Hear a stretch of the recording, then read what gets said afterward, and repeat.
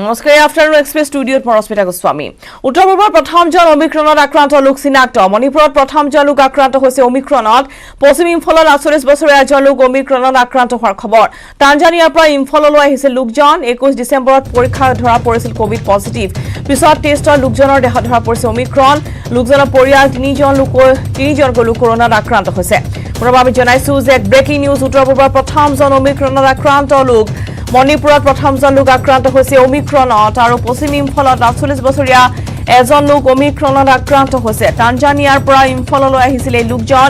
২১ ডিচেম্বৰত পৰীক্ষা ধৰা পৰিছিল কোভিড পজিটিভ আৰু তাৰ পিছৰ টেষ্টত লোকজনৰ দেহত ধৰা পৰে অমিক্ৰণ লোকজনৰ পৰিয়ালৰ তিনিজনকৈ লোক কৰোনাত আক্ৰান্ত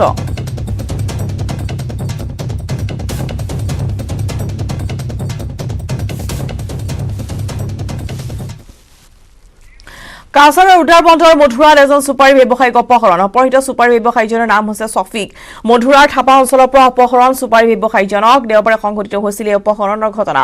উগ্ৰপন্থী সংগঠনে সুপাৰী ব্যৱসায়ীজনক অপহৰণ কৰাৰ সন্দেহ কৰা হৈছে পুনৰবাৰ জনাইছো যে কাছাৰৰ উদ্ধাৰ বন্ধৰ মধুৰাৰ এজন সুপাৰী ব্যৱসায়িক অপহৰণ অপহৃত সুপাৰী ব্যৱসায়ীজনৰ নাম হৈছে সফিক মধুৰাৰ থাপা অঞ্চলৰ পৰা অপহৰণ সুপাৰী ব্যৱসায়ীজনক দেওবাৰে সংঘটিত হৈছিল এই অপহৰণৰ ঘটনা উগ্ৰপন্থী সংগঠনে সুপাৰী ব্যৱসায়ীজনক অপহৰণ কৰাৰ সন্দেহ কৰা হৈছে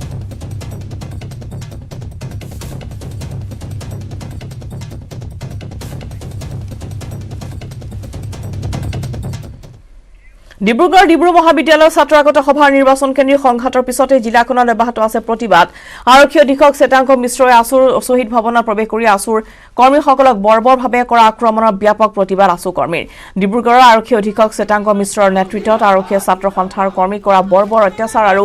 গ্ৰেপ্তাৰ প্ৰতিবাদত দেওবাৰে ডিব্ৰুগড় জিলা বন্ধ কাৰ্যসূচী ৰূপায়ণ কৰাৰ পিছত আজি বিভিন্ন স্থানত জ্বলিল ডিব্ৰুগড় জিলাৰ অভিভাৱক মন্ত্ৰী অতুল বৰা আৰু আৰক্ষী অধীক্ষক চেতাংক মিশ্ৰৰ প্ৰতিকৃতি ডিব্ৰুগড় শ্বহীদ বেদী শুদ্ধিকৰণ কৰাৰ পিছতে মন্ত্ৰী অতুল বৰা আৰু আৰক্ষী অধীক্ষক চেতাংক মিশ্ৰৰ পুতলিকা দাহ কৰি উত্তাল প্ৰতিবাদ সাব্যস্ত কৰা হয় মন্ত্ৰী অতুল বৰাৰ নিৰ্দেশতে আৰক্ষী অধীক্ষক মিশ্ৰই ছাত্ৰ সন্থাৰ কৰ্মীৰ ওপৰত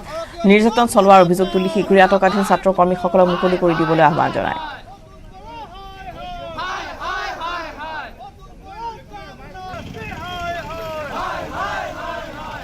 অধীক্ষক চেতন মিশ্ৰৰ নেতৃত্বত তেওঁ অতুল বৰাৰ নিৰ্দেশত আমাৰ শ্বহীদ ভৱনত আহি পিনে পেৰামিলিটাৰী ফ'ৰ্চ কামাণ্ডো ফ'ৰ্চলি আমাৰ ল'ৰাক চুচুৰাই নি থানাৰ ভিতৰত মাৰপিট কৰিছে মনে মনে বহি নাথাকোঁ আমাৰ মা বাই ভনীক তেওঁলোকে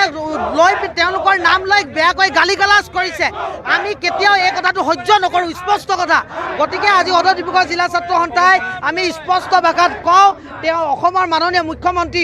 ডক্টৰ হিমন্ত বিশ্ব শৰ্মা ডাঙৰীয়াক আপুনি এই ক্ষেত্ৰত ব্যৱস্থা গ্ৰহণ কৰক আমাৰ ন্যায় প্ৰদান কৰক শ্বহীদসকলৰ সন্মান ৰক্ষাৰ বাবে ব্যৱস্থা গ্ৰহণ কৰক নহ'লে ভৱিষ্যতৰ দিনত ইয়াতকৈ শক্তিশালী জংগী কাৰ্যসূচী গ্ৰহণ কৰা হ'ব বুলি আজি সদৌ ডিব্ৰুগড় জিলা ছাত্ৰ সন্থাই ঘোষণা কৰিলোঁ আমি তীব্ৰভাৱে গৰিহণা দিছোঁ আৰু ইয়াৰ পৰা আমি দাবী জনাইছোঁ যে যিসকল নিৰ্দোষী ছাত্ৰকৰ্মীক তেওঁলোকে কায়ত্ব কৰিছে অতি শীঘ্ৰে তেওঁলোকৰ মুক্তিৰ আমি দাবী জনাইছোঁ আৰু মাননীয় মুখ্যমন্ত্ৰীক আমি দাবী জনাইছোঁ যে এই যি ৰাজনৈতিক পক্ষপাতিত্বৰে যিজন আৰক্ষী অধীক্ষক আছে অতি শীঘ্ৰে ডিব্ৰুগড় জিলাৰ পৰা তেওঁলোকক বদলি কৰিব লাগে চিৰাং বনাঞ্চলত গুলী চালনাৰ ঘটনা বনৰক্ষীৰ গুলীত আহত চোৰাং কাঠ বেপাৰী বেপাৰীটোৰ নাম হৈছে লামা চৰণ নাৰ্জাৰী কাজলগাঁও অসামৰিক চিকিৎসালয়ত ভৰ্তি কৰা হৈছে আহত কাঠ বেপাৰীটোক চিৰাং বনাঞ্চলৰ ঢোলখোলা ব্লকত পুৱতি নিশা এই গুলী চালনাৰ ঘটনা সংঘটিত হয় গছ কাটি থকা অৱস্থাতে চোৰাং কাঠ বেপাৰী লৈ বনৰক্ষীৰ গুলী চোৰাং চিকাৰী আহতজনক লৈ কৰিছিল পলায়ন পিছত চিকিৎসালয়ত উদ্ধাৰ কৰা হৈছে আহত চোৰাং কাঠ বেপাৰীটোক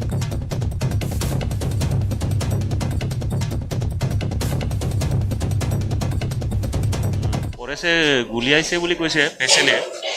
কিন্তু এতিয়া গুলিটো ক'ত মাৰিব লাগে বা ক'ত গুলিয়াই কি কৰিব লাগে এইটোতো সিহঁতে মাৰিলে ভৰিতহে মাৰিব লাগিছিল এইটো নিৰ্দোষী মানুহ তেওঁ কি কৰিব গৈছিল জংঘলত খৰি কাটিবলৈ গৈছিল এইটো আমি সঁচা কথাই কৈছোঁ মানে খৰি কাটিব গৈছিল তাতে মানে পৰেশ লগত SSB আছিল চাগে তাতে মানে তাক গুলি কৰা হ'ল আৰু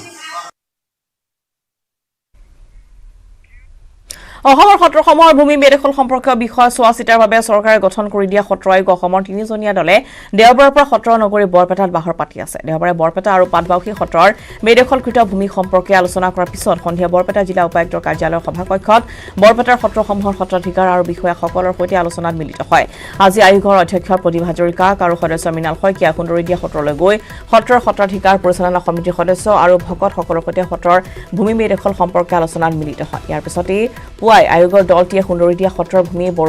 বৰিয়ালি বিল আৰু বৰিয়া পথাৰৰ বেদখলকৃত ভূমি চৰজমিন তদন্ত কৰে। দলটিয়ে বেদখলকাৰীসকলৰ সৈতেও কথা বতৰা পতাৰ পিছতে বেদখলক হৈ থকাটো নিশ্চিত হৈ পৰে। দলটোৱে বেদখল মুক্ত কৰাৰ বাবে বেদখলকাৰীসকলক জাননী জাৰি কৰিবলৈ উপায়ুক্তক নিৰ্দেশ দিয়ে। সুন্দৰীদিয়া সত্ৰৰ সত্ৰাধিকাৰ জগন্নাথ অধিকাৰীয়ে সত্ৰৰ ভূমি বেদখল মুক্ত কৰাৰ বাবে চৰকাৰে লোৱা পদক্ষেপক আদৰণি জনায়।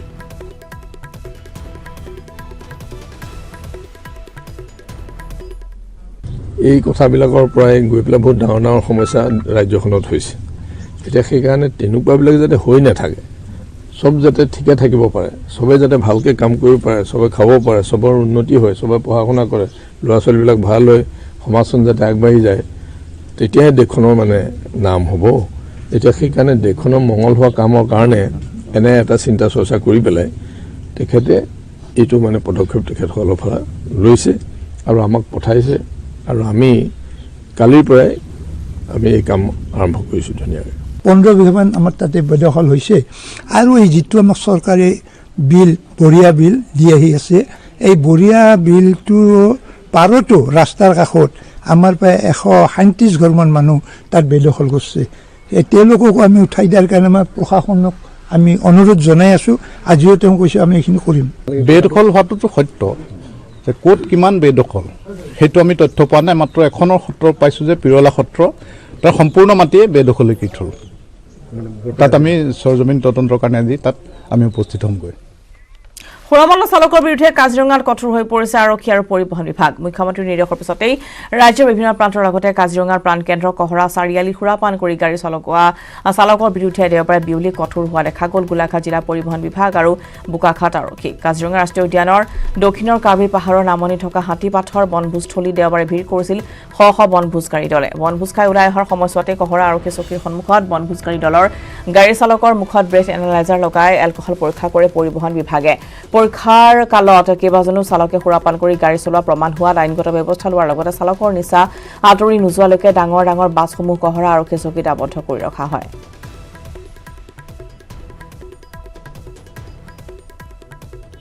আজি আমি অভিযান চলাইছোঁ ইয়াত কাজিৰঙাত, যিটো নিৰ্দেশনা আছিলে অনাৰেবল CM ছাৰৰ যি নিৰ্দেশনা আছিলে পথ সুৰক্ষাৰ ক্ষেত্ৰত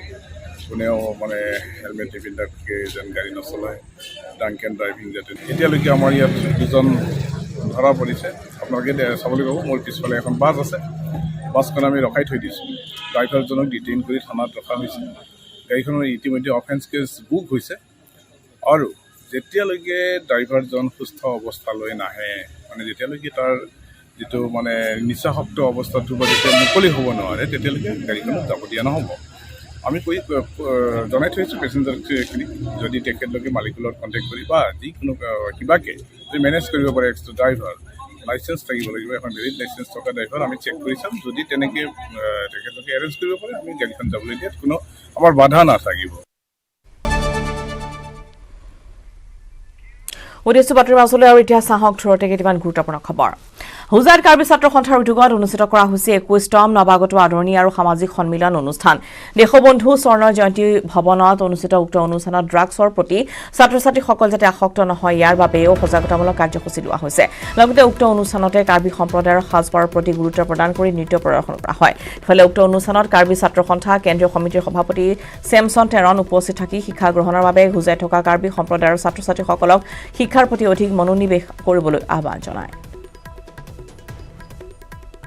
ধেমাজি লোক নিৰ্মাণ বিভাগৰ কাৰ্যালয় ঘেৰাও জাতীয়তাবাদী যুৱ পৰিষদৰ দেশীয় স্বাধীনতা লাভ কৰাৰ 7 দশকৰ পিছতো ধেমাজি মৰিধলৰ কেইবাখনো গাঁৱৰ প্ৰায় 5 সহস্ৰাধিক ৰাইজে মৰিধল নদীৰ ওপৰত এখন পকী দলং নথকা জমৰ যতনা ভোগ কৰি আহিছে। বাৰিষাৰ সময়ছোৱাত ৰাইজে মৰণকো শৰণ কৰি নিৰ্মাণ কৰি লোৱা বাঁহৰ দলং আৰু খাকু মৰিধল নদীয়ে উটুৱাই নিলে ত্ৰাহি মধুসূদন দেখে শ শ গয়াই চৰকাৰৰ ওচৰত কৰা নিবেদন অৰণ্য ৰুদনত পৰিণত হোৱাৰ অৱশেষত অঞ্চলবাসীৰ সহযোগত সোমবাৰে ধেমাজি জিলা জাতীয়তাবাদী যুৱ ছাত্ৰ পৰিষদৰ ঘেৰাও কৰে ধেমাজি লোক নিৰ্মাণ বিভাগৰ কাৰ্যালয়।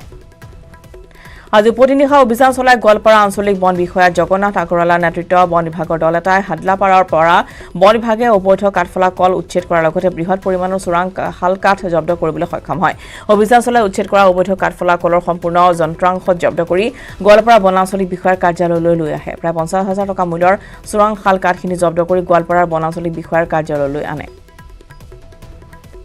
গহপুৰ পৌৰসভাৰ গৌৰীগেটৰ সাপ্তাহিক বজাৰত গৰুৰ অবৈধ বেহা অব্যাহত গহপুৰ বালিজানৰ পৰা ভুৱা চালানেৰে সৰবৰাহ কৰা 16টাকৈ গৰু জব্দ গহপুৰ আৰক্ষীৰ প্ৰশাসনক বুঢ়া আঙুলি দেখুৱাই উক্ত সাপ্তাহিক বজাৰত অব্যাহত আছে গৰুৰ অবৈধ বেহা পশ্চিম কাৰ্বি আংলং জিলা দিন দুপৰতে মুক্ত বিচৰণ বনৰীয়া হাতীৰ খেৰণী বনাঞ্চলিক কাৰ্যালয়ৰ অন্তৰ্গত পুৰণি বস্তি ৰানাইমা গাঁও নেপালী বস্তি আদি অঞ্চলত প্ৰতিদিনে বনৰীয়া হাতীয়ে তাণ্ডৱ চলোৱাত আতংকিত হৈ পৰিছে গয়া খাদ্যৰ সন্ধানত জনাঞ্চলত প্ৰৱেশ কৰা হাতীৰ জাকে গাঁওবোৰৰ কুঁহিয়াৰ বাগানত অৱস্থান কৰি বিস্তৰ ক্ষতি সাধন কৰাৰ লগতে আন্ধাৰ হোৱাৰ লগে লগে ৰাজপথ অতিক্ৰম কৰি ঘৰ দুৱাৰ লণ্ডভণ্ড কৰে শোণিতপুৰৰ চাৰিদুৱাৰ অৰুণাচলী সুৰাত জব্দ চাৰিদুৱাৰৰ ননকে বকুলাত ৰঙাপাৰা আবকাৰী বিভাগৰ সহ পৰিদৰ্শক জয়ন্ত চৌধুৰীৰ নেতৃত্বত চলা অভিযানত কেইবা কাৰ্টুন অৰুণাচলী সুৰাত জব্দ কৰা হয় জব্দ কৰা সুৰাখিনিৰ মূল্য প্ৰায় 30,000 টকা চেঙেলিমাৰীত অভিযান চলাই 50 লিটাৰ চুলাই মদৰ লগতে 55 কেজি লাও পানী জব্দ কৰি ধ্বংস কৰিবলৈ সক্ষম হয় উল্লেখযোগ্য যে অঞ্চলটোত বহুদিন ধৰি চলি আছে অবৈধ অৰুণাচলী সুৰাৰ বেহা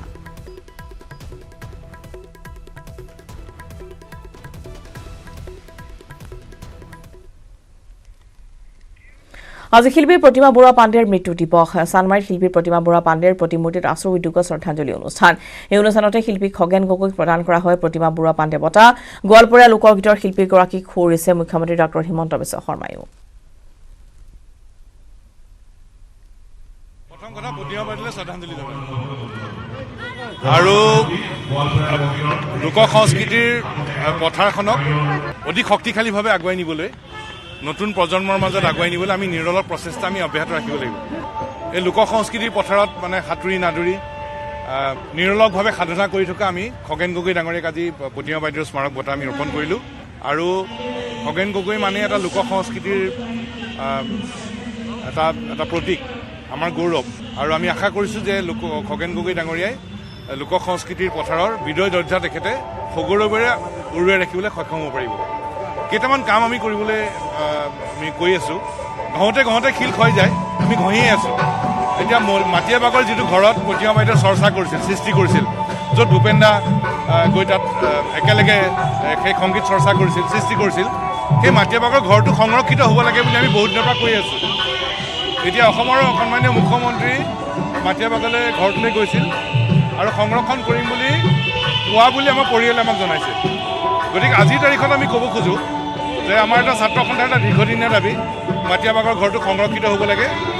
গতিকে অসম চৰকাৰে এই কামটো সোনকালে কৰিব লাগে ভালটো লাগেই বঁটা এটা পালে তাতে আমাৰ সদৌ অসম ছাত্ৰ সন্থাই আগবঢ়াইছে আৰু তেখেতসকলে প্ৰতি বছৰেই বঁটা দিয়ে বিভিন্নজনক উপযুক্ত চাই 27 ডিচেম্বৰ তাৰিখে প্ৰতিমা বাইদেউৰ মানে মৃত্যুৰ তিথিৰ দিনাখন গতিকে এইবাৰ অভাজনক ভাবিছে উপযুক্ত বুলি দিছে গতিকে ভালটো লাগিছেই আৰু ইমান এগৰাকী গোৱালপৰীয়া লোকসংগীতৰ সম্ৰাজ্ঞী আৰু ময়ো এজন লোকসংগীতৰ লগতে লাগি থাকোঁ বিহু নাম টোকাৰী গীত এইবিলাক দেহ বিচাৰৰ গীতৰ গতিকে অসমীয়া লোকসংগীতৰ কাৰণেও এটা এইটো গৌৰৱৰ দিন বুলি ভাবোঁ সেইকাৰণে সদৌ অসম ছাত্ৰ সন্থাক ধন্যবাদ জনাইছোঁ এই ধৰণে আমাৰ লোকসংগীতৰ প্ৰতি এটা মৰম জচাৰ কাৰণে ডিগবৈ বগাবাৰীৰ ঐতিহাসিক ডাঙৰীয়া বাবা থান স্থানান্তৰিত কৰিবলৈ প্ৰশাসনৰ জাননীক লৈ এতিয়া তীব্ৰ প্ৰতিক্ৰিয়া ৰাইজৰ চাৰিলেনযুক্ত পথ নিৰ্মাণৰ বাবে প্ৰশাসনে থানখন পথৰ কাষৰ পৰা আঁতৰাবলৈ নিৰ্দেশ দিছে উজনি অসমৰ ভিন্ন প্ৰান্তৰ ভক্তগণৰ মাজত এখন জাগ্ৰত হিচাপে খ্যাত বহু বছৰ পুৰণি এই ডাঙৰীয়া থানখন প্ৰশাসনক উচ্ছেদ নকৰিবলৈ দাবী জনাইছে লগতে পূৰ্বৰ স্থানতে জাগ্ৰত থানখন থাকিবলৈ দি নিৰ্মাণ হ'বলগীয়া চাৰিলেনযুক্ত ৰাষ্ট্ৰীয় ঘাইপথটোৰ নিৰ্মাণৰ স্থান কিছু সলনি কৰিবলৈ ভক্তপ্ৰাণ ৰাইজে দাবী জনাইছে থানখনৰ চৌহদত অনুষ্ঠিত এখন ৰাজহুৱা সভা অনুষ্ঠিত কৰি জিলা মহকুমা প্ৰশাসনক স্মাৰক পত্ৰ প্ৰদান কৰাৰ সিদ্ধান্ত গ্ৰহণ কৰা হয় উল্লেখযোগ্য যে থানখন পৰিচালনা সমিতিয়ে নিজেই স্থানান্তৰিত নকৰিলে প্ৰশাসনে 15 দিনৰ ভিতৰত উচ্ছেদ কৰিব বুলি কোৱাত এতিয়া তীব্ৰ প্ৰতিক্ৰিয়া ভক্তপ্ৰাণ ৰাইজৰ মাজত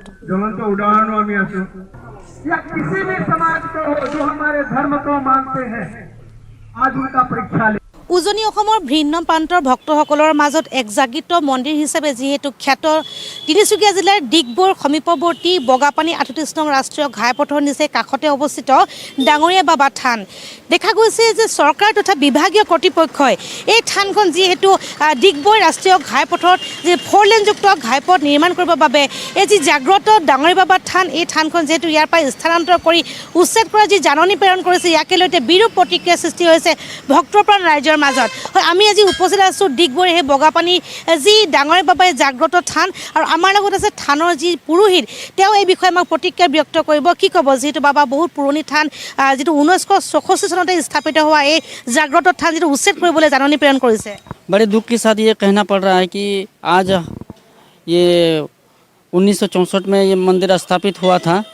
और सरकार द्वारा ये भांगने का नोटिस दिया गया है कि 1 तारीख में नोटिस वो लोग जारी किया किंतु हम लोग को दिया गया नोटिस 24 तारीख को और उन लोग के द्वारा ये कहा गया कि 2 दिन के अंदर ये मंदिर आप लोग तोड़ दीजिएगा या तो हम लोग जिस भी আমি ইয়াৰ লগতে সমস্যা আফটাৰনুন এক্সপ্ৰেছৰ পৰা বিদায় লোৱাৰ নমস্কাৰ।